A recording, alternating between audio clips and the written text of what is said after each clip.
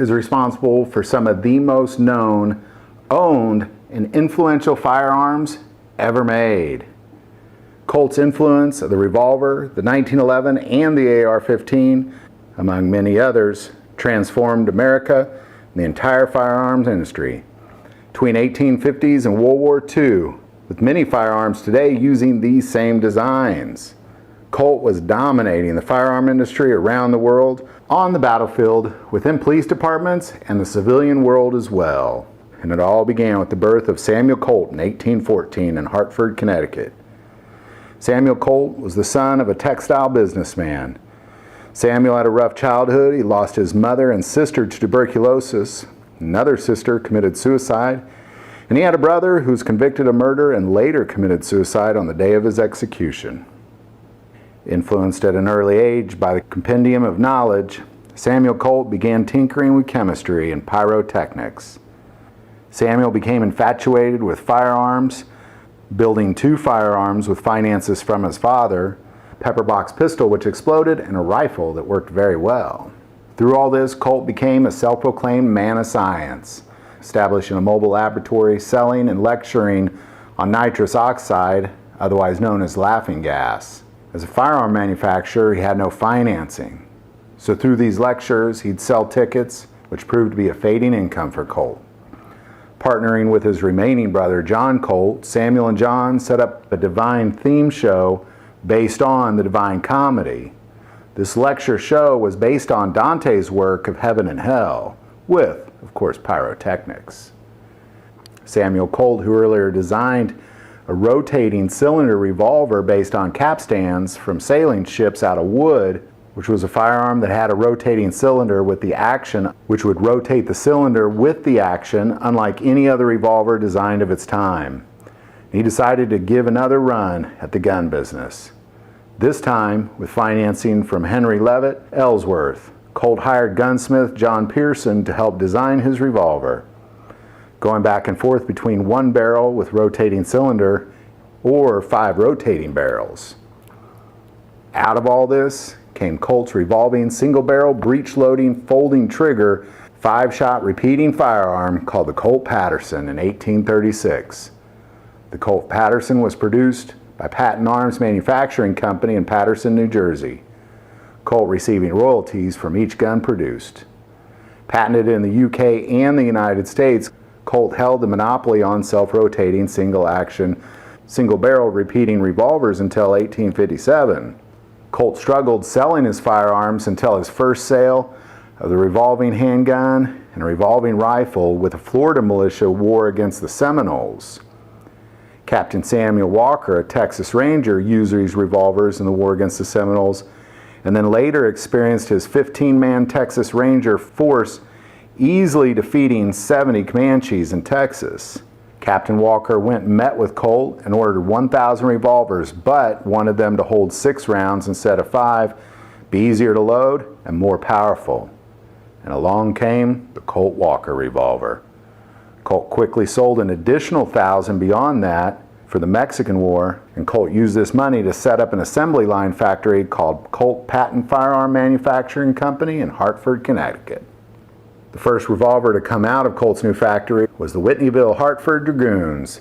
These revolvers were so popular that the term Colt was used for any revolver. Colt revolvers began to be the sidearm of military, police departments, and civilians.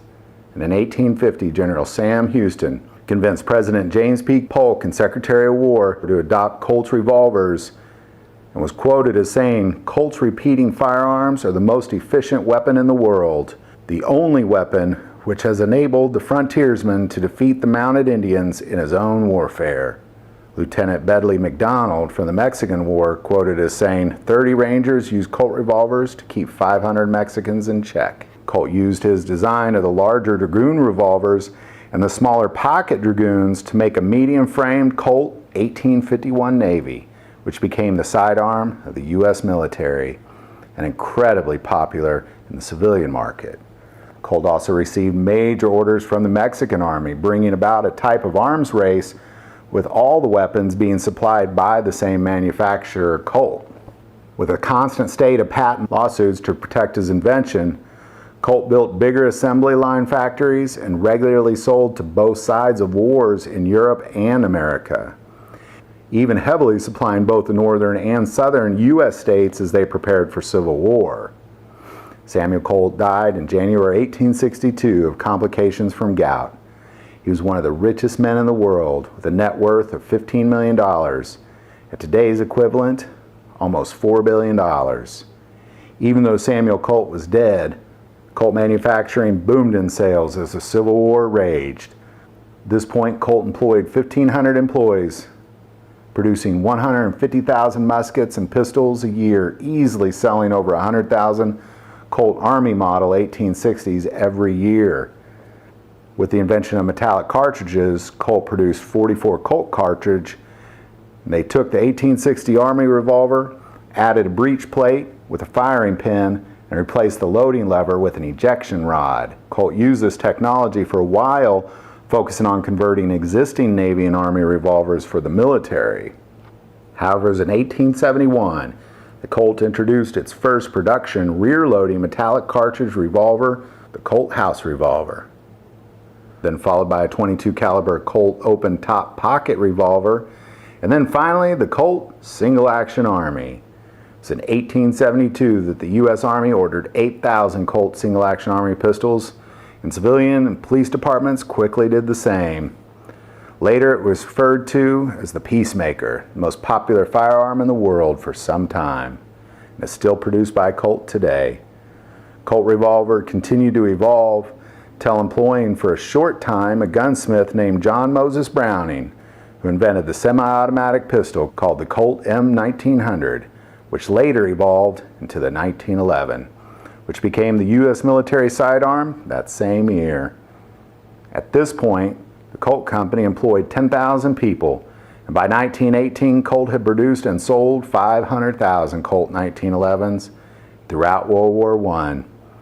During World War I, Colt also produced 150,000 revolvers, 13,000 Maxim machine guns, 10,000 Browning machine guns, and an additional 100,000 Browning machine guns through other manufacturing companies.